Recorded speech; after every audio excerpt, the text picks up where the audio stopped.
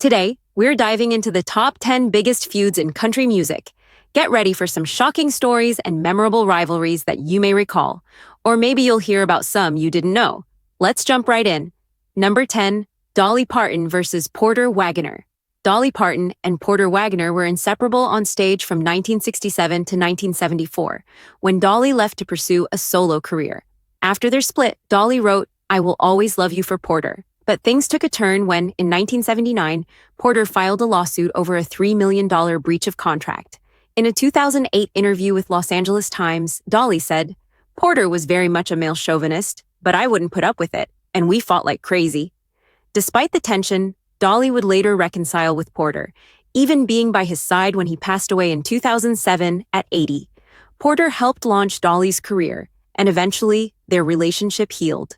Number 9, Travis Tritt versus Billy Ray Cyrus. Travis Tritt and Billy Ray Cyrus, two 90s country stars known for their mullets, had a heated feud. Tritt made remarks about Billy Ray's hit "Achy Breaky Heart," calling it frivolous and an ass-wiggling contest.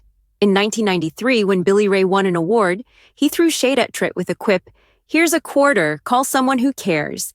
Despite the tension, by 2002, they performed together at a Waylon Jennings tribute show. I think the mullet contest could have solved everything. Number 8, Johnny Cash versus the Grand Ole Opry. In 1965, Johnny Cash and the Grand Ole Opry had their fallout after Johnny broke the stage lights with his microphone stand. He later said in a 2003 interview, "I don't know how bad they wanted me in the first place."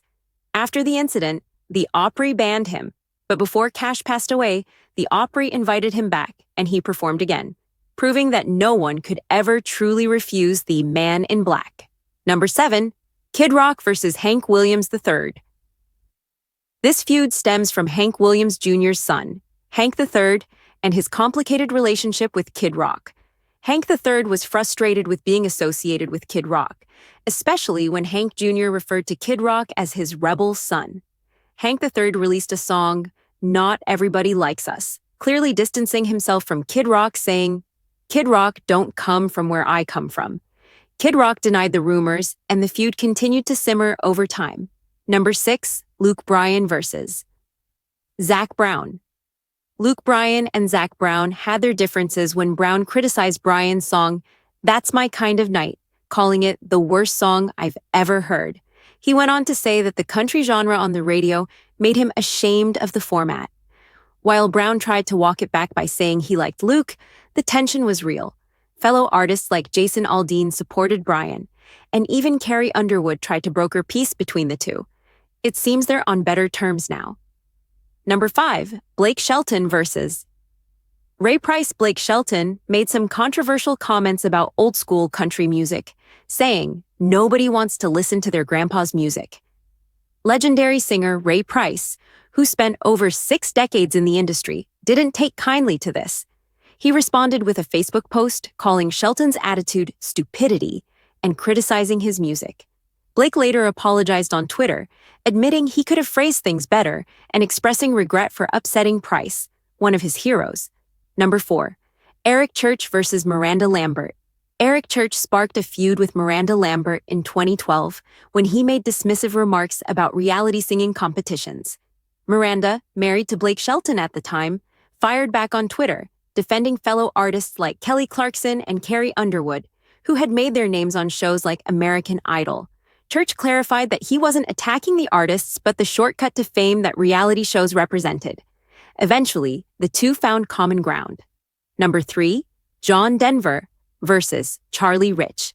The famous incident at the 1975 CMA Awards between John Denver and Charlie Rich is unforgettable. When Denver's name was announced for Entertainer of the Year, Rich, in a drunken haze, set fire to the nomination card in protest against country music's shift toward pop. Rich's son later explained that his father's actions were influenced by alcohol and pain medication. This stunt has gone down in history as a symbolic protest of changing country music. Number 2, Garth Brooks versus Waylon Jennings. Waylon Jennings was never a fan of Garth Brooks. In a 1994 interview, Jennings called Garth the luckiest SOB in the business. Garth, on the other hand, had never even met Jennings and was taken aback by the animosity. Garth acknowledged Jennings' influence on country music, but didn't understand the source of the tension. The feud was based on Waylon's belief that Garth's music didn't reflect traditional country roots. Number 1. Toby Keith versus the Dixie Chicks. The biggest feud in country music history has to be between Toby Keith and the Dixie Chicks. It started in 2003 when Natalie Maines of the Dixie Chicks made a controversial statement about President Bush during a concert in London, saying she was ashamed he was from Texas. Country radio turned on the Dixie Chicks, and Toby Keith took it further by mocking Maines with a visual of her alongside Saddam Hussein. This led to Maines responding with a FUTK t-shirt. Eventually, Keith and Maines reconciled in 2003 after a more personal, empathetic moment when a band member of Toby's lost a child to cancer. This feud is still remembered as one of the most intense in country music. That wraps up the top 10 feuds in country music. Don't forget to hit the subscribe button and turn on notifications for more updates from Music City.